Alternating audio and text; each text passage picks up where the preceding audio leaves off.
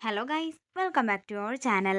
Episode ആരംഭിക്കുമ്പോൾ കാണിക്കുന്നത് മീനാക്ഷി ചെമ്പകമംഗലത്തേക്ക് കരഞ്ഞുകൊണ്ട് വരുന്നതാണ്.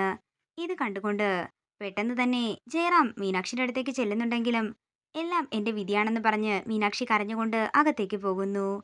തുടർന്ന് എല്ലാവരും മീനാക്ഷിയുടെ അടുത്തേക്ക് ചെല്ലുകയാണ്. എന്താ മോളെ, എന്താ ഉണ്ടായതെന്ന് പറയാൻ രാജലക്ഷ്മി അമ്മയും നന്ദിനിയും കൂടി പറയുമ്പോൾ മീനാക്ഷി പറയുകയാണ്, കുഞ്ഞിൻ്റെ ഈ അവസ്ഥയ്ക്ക് കാരണം ഞാനാണെന്ന് പറഞ്ഞ് ACP എന്റെ കരണത്തടിച്ചു. എന്നിട്ട് എന്നോട് അവിടുന്ന് ഇറങ്ങിപ്പോകാനും പറഞ്ഞു. ഒരിക്കലും ഞാൻ ഈ കല്യാണത്തിന് നിന്നു കൊടുക്കാൻ പാടില്ലായിരുന്നു. ആ കുഞ്ഞിനോട് എനിക്കുള്ള സ്നേഹം ACP തിരിച്ചറിയുന്നതേയില്ല എന്ന് പറഞ്ഞുകൊണ്ട് മീനാക്ഷി പൊട്ടിക്കരയുമ്പോ ഇതിങ്ങനെ വിട്ടാൽ ശരിയാകില്ലെന്നും ഇന്ന് തന്നെ കാർത്തി കാര്യങ്ങളെല്ലാം അറിയണം.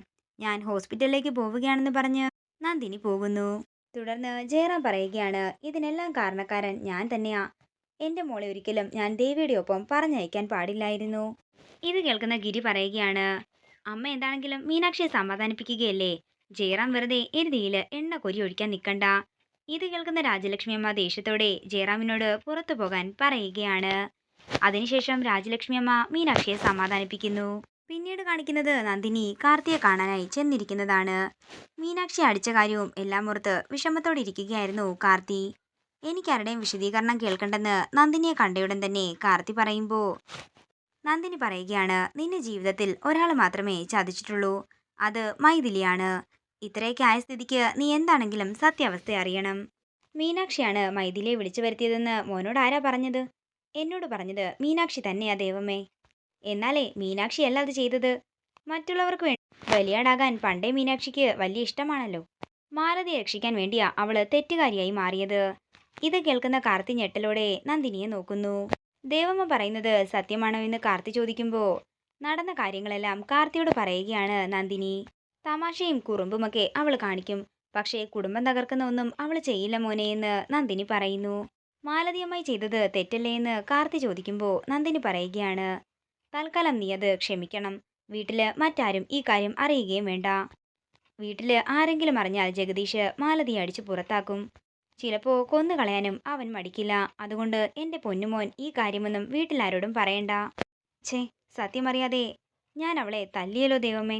അതേസമയം കുഞ്ഞിനെ ഡിസ്ചാർജ് ചെയ്തെന്ന് പറയാൻ മാലതി അങ്ങോട്ടേക്ക് വരുമ്പോ മാലതിയെ ദേഷ്യത്തോടെ നോക്കുകയാണ് കാർത്തി. പിന്നീട് കാണിക്കുന്നത് കുഞ്ഞിനെയും കൊണ്ട് കാർത്തിയും നന്ദിനിയുമൊക്കെ ചെമ്പകമംഗലത്ത് എത്തിയിരിക്കുന്നതാണ്. അവരെ കണ്ടയുടൻ രാജലക്ഷ്മി അമ്മ ചോദിക്കുകയാണ്, നീ എന്തിനാ മീനാക്ഷിയെ തല്ലിയത്? അത് മുത്തശ്ശി ഒരു തെറ്റിദ്ധാരണ കൊണ്ടാണെന്ന് കാർത്തി പറയുന്നു.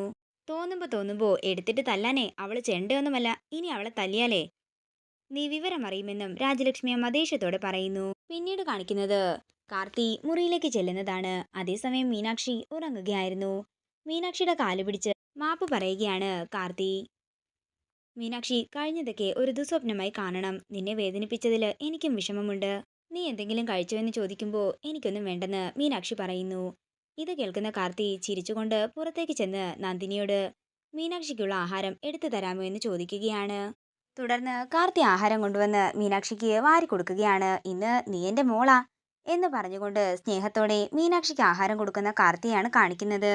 ഇതോടുകൂടി ഇന്നത്തെ എപ്പിസോഡ് ഇവിടെ തീരുകയാണ്. വീഡിയോ ഇഷ്ടമായെങ്കിൽ മറക്കാതെ ലൈക്ക് ചെയ്യുക, ഷെയർ ചെയ്യുക, കമൻറ്റ് ചെയ്യുക. കൂടുതൽ സീരിയൽ അപ്ഡേറ്റ്സിനായി മറക്കാതെ സബ്സ്ക്രൈബ് ചെയ്യുക.